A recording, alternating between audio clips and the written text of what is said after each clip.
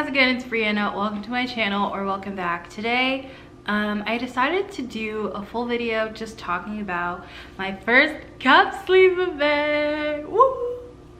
All of the details, how I hosted it, and how I think you can too, because I discovered it's not that hard, and honestly, it was very fun. I just wanted to do this because it was super fun, super rewarding, and I will be doing more in the future. So yeah, let's talk about it.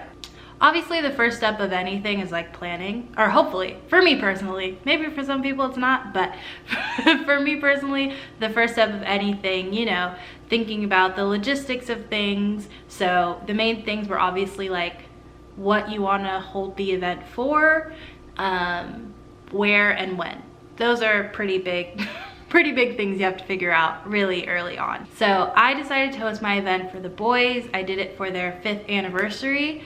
I kind of had this idea, and then I asked my friend Jasmine, who kind of became the co-host along with me, in around the end of October is when we decided this. So I think we did like everything in that, like 6-7 weeks between the end of October, even with like kind of like the Thanksgiving break in between.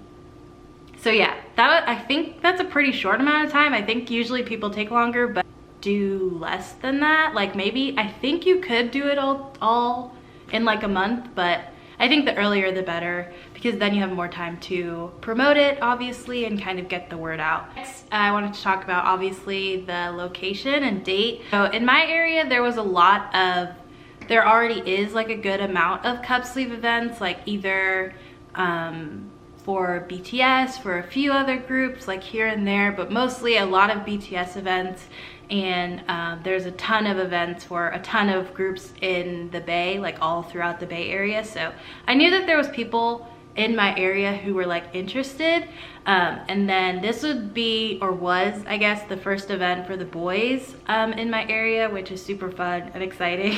I kind of did to think about a location, to think about the cafe, boba shop area that I wanted to have it at. Wanted somewhere, one, where I have attended events before, where there's a lot of seating, good lighting, and just like areas for us to sit as the host, as well as areas for people to take pictures and to decorate, obviously. And so yeah, the cafe that we found, they'd hosted before, and it was perfect. They were super accommodating, super nice. I'm sure you can email first, but what we did, we just walked in and told them kind of like, hey, we're thinking of hosting a cup sleeve event. Like, can we talk to a manager to kind of pretty much get it on their schedule? And then we did, and we figured it all out. Then we got the kind of like date confirmed then. Since we at the time didn't have like, you know, the details, all of that figured out, we kind of just got their email. Then once we had the details, we emailed them later on and was like, this is the poster, and this is the cup sleeve design, and these are the specialty drinks we would like, all of that stuff. And yeah, and then we kind of communicated that way to continue the planning process. For me, those two things were really easy. I think finding a cafe can be a little bit harder, but you know, some important questions to ask are like, will I be able to play my own music? Will I be able to make any specialty drinks? And they may ask you like, how many people do you anticipate, which is kind of hard if it's your first one.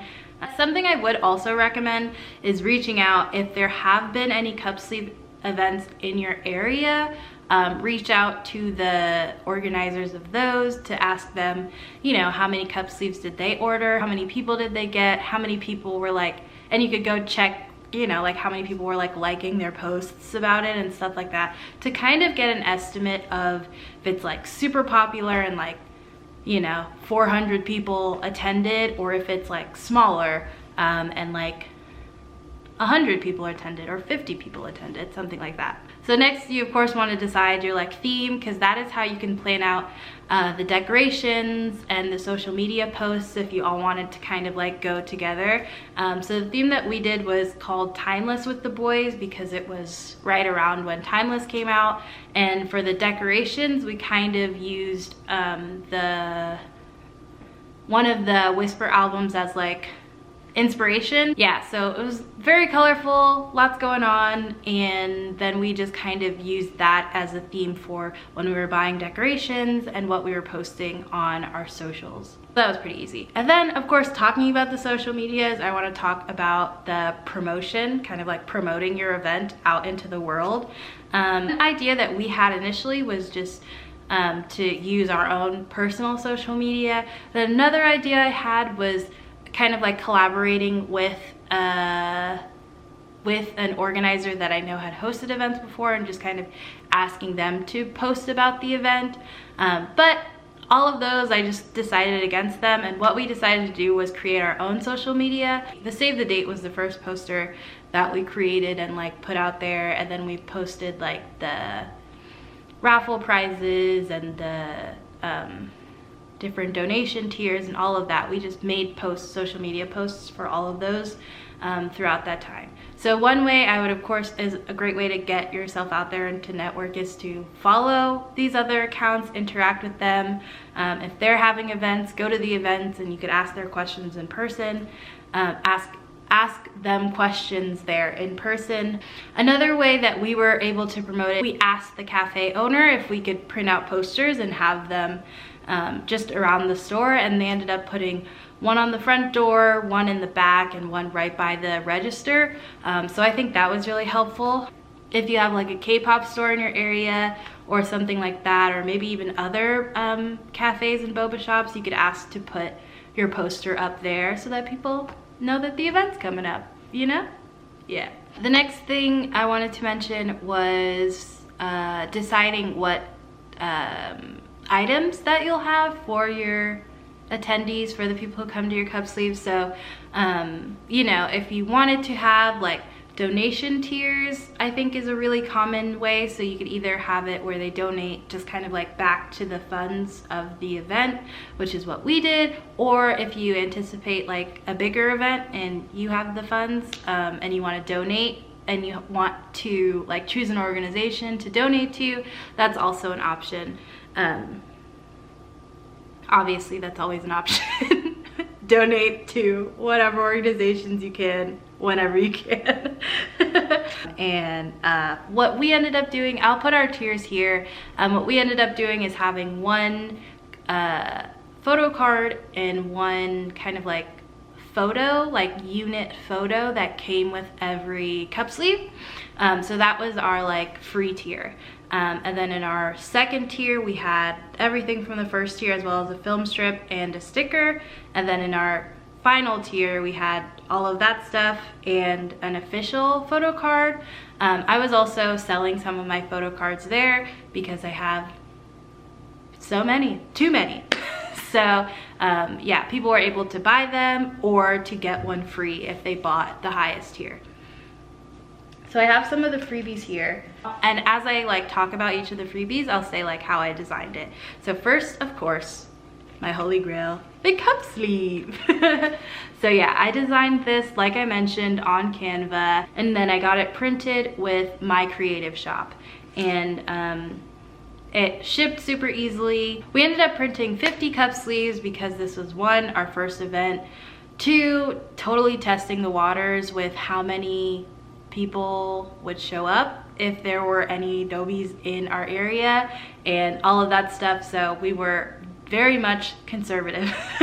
And we ended up selling out of them, and there was kind of like more demand than what we had, which was really exciting. So yeah, next time we'll probably go even bigger. But yeah, and they took honestly not too long to ship. I think about around a week, and I think with my creative shop it will tell you exactly your like delivery window, so you know when you have to order it by. Other things, like I mentioned, that came with the free tier were was our photo cards. I like, because we didn't have a ton of leftovers, but these are like my things. So this is the photo card. This is just a cute top loader that I keep it in. Okay, so I also designed this on Canva. I love her. couldn't have done it without her. So we just have the event, the hashtag, and then our socials down at the bottom. And then this is an example of the member photos. These are like the unit pictures that we also gave out with each cup sleeve.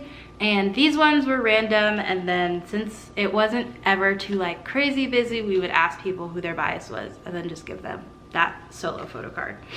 And yeah, so these are actually printed on photo paper. I just got 4 pictures and used PixArt to separate them out, and then we just had a good size photo to give away along with the photo card and the cup sleeve. But this is another example of some of the kind of like tier items that we had. So this was the photo strip. This is also on photo paper, and I just used Canva to make these look into photo strips, and I love them. They're so cute. I used pictures from New Shot, and I really like how these turned out. And then we have these stickers, and Jasmine actually created these, and I think she got the border from Pinterest and then used kind of like album photos for Be Aware. And these were also really fun. These are the stickers. Next time we may use a more like official route to make the stickers, but this time it's just printed on sticker paper. Next, I'll talk about the raffle. So I decided to raffle off some of the merch items that I had, and then bought some more items and added those in. The way that we did the raffle was that people paid to enter the raffle. 5 tickets for $3, I think, something along those lines, but super cheap. Lots of opportunity to win, and there was 2 kind of like prizes sets, and they could choose where they wanted their tickets to go to. So one of the sets was like albums, and then the other set was like photo card kind of stuff, like a collect book and a few photo cards and stuff. I've been to other cup sleeve events where they have everyone who like attends the event gets a raffle ticket, and then throughout the event they'll do raffles. Which is another way, and I think that's a good way to like keep people engaged and keep people kind of like at the event. Okay, so I think the last thing to talk about is of course like the decorations and the event itself. We of course got our decorations at the dollar store, Party City, Target, you know. We're hosting a birthday party. Where else would I go? And yeah, that totally worked out. And then we got pictures printed from CVS to decorate and put around the store, and I personally let people who were coming near the end of the event just take some photos off the wall if they wanted them, because we printed a ton. We ended up printing about I think like around 100 pictures for our store, and it was more than enough. It was perfect. I love the way that the decorations turned out. I love the way that the event turned out. Obviously the day of, we were really active on our social media, interacting with people who came, answering any questions, and then the event itself was awesome. Dopies are just cool people. So all in all, it was a great event, and we will be doing more, and maybe for the next one I'll like vlog throughout the experience. But I did want to make this one first to just talk about how I did it all, and to let you know that it is quite easy and quite fun. So I think you should do it too. So yeah, that's it for this video. I hope it was helpful. If you have any questions, feel free to leave it in the comments or DM me, and I will of course answer and try to help as much as I can. Yeah, that's it. Thanks for watching. Bye.